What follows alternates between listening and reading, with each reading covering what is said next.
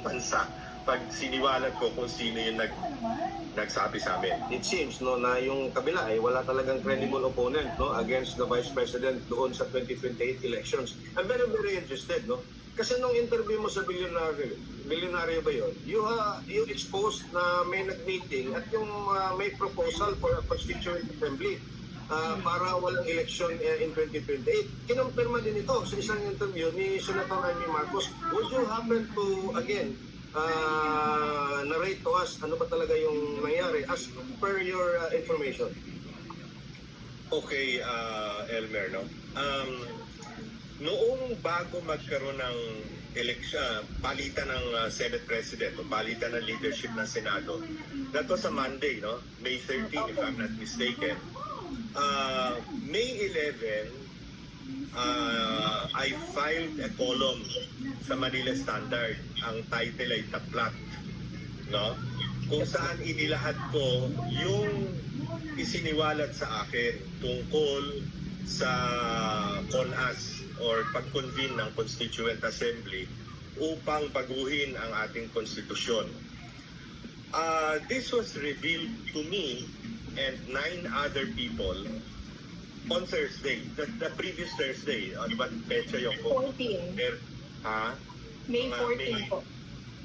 Hindi. The previous week. May 10, May 9? 7. 7 po. The previous Thursday, noon, ano. At out of the blue yun kinuwento niya na sa VIP lounge ng Soler, no? Soler Casino Hotel, ay nandoon si Senate President Tito Soto kasama ang kanyang secretary, si Mark Mendoza, dating Congressman Mark Mendoza, at si Speaker Boji Laurel, kasama naman ang isa sa kanyang mga deputy speakers na si Attorney Ferdinand yata yun, no? Hernandez, taga South Cotabato. At ang tinatalakay o ang pinag-uusapan ay yung pag-convene nga ng Kongreso into a Constituent Assembly to amend or revise the Constitution. Ang binanggit sa amin ay magkakaroon daw or ang isa daw sa mga panukala ay magkaroon ng term extension para sa kasalukuyang re-electionist na mga senador, 12 yan, at sa lahat ng mga congressmen. Term extension kasi gagawin nilang regional ang eleksyon ng Senado. Right now, we elect our senators nationwide. Gagawin daw regional at the ratio of either 2 per region, which means 2 times 18, 36, or 3 per region, which means 54 members of the Senate.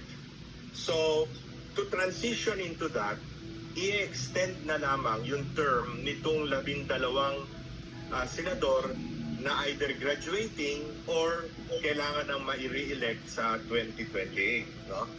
Yun ang sinabi, no? Sa amin, no? Na at since we only have 2 years before the elections of 2028 as is scheduled under the present constitution, inisip ko right after the SONA magkakaroon na ng ganyan, no? Mag-a-attempt na magkaroon ng Constituent Assembly. So yun ang sinabi sa amin. Ngayon ako naman, una,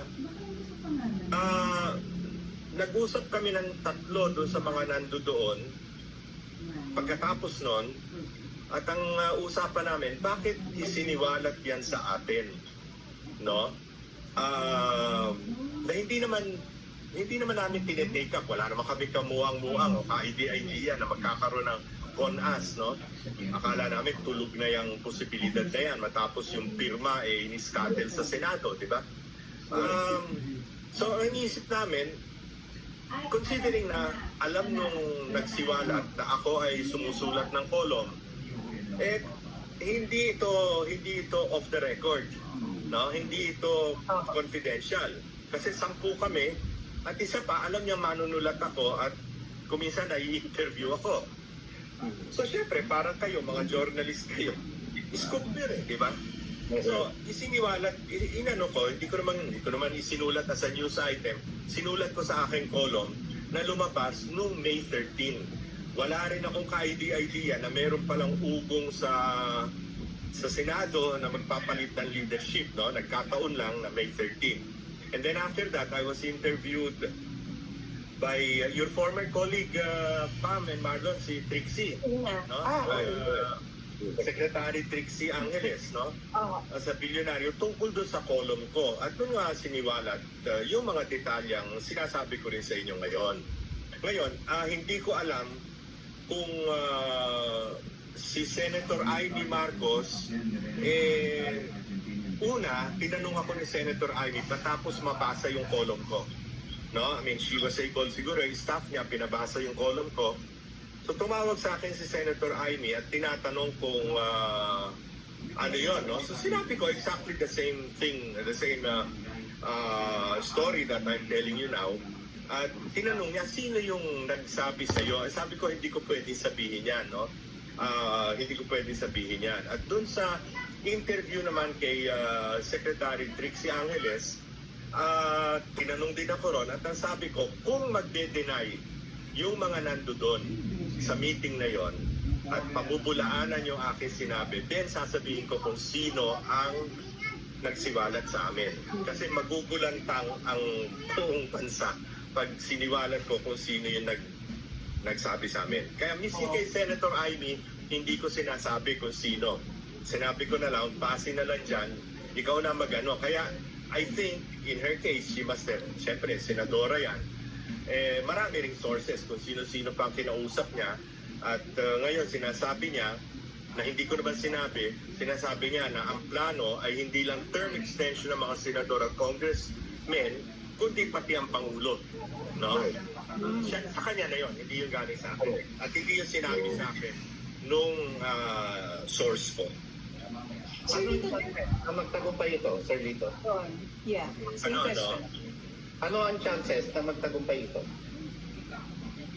Well, una, palagay ko, kanya isiniwalat ni Senadora Amy.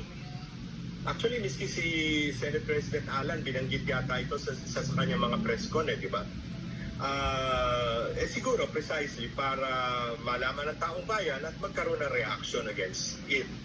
That was the same reason kung bakit sinulat ko naman ito. Dahil hindi naman hindi naman in confidence nung isiniwalat sa akin.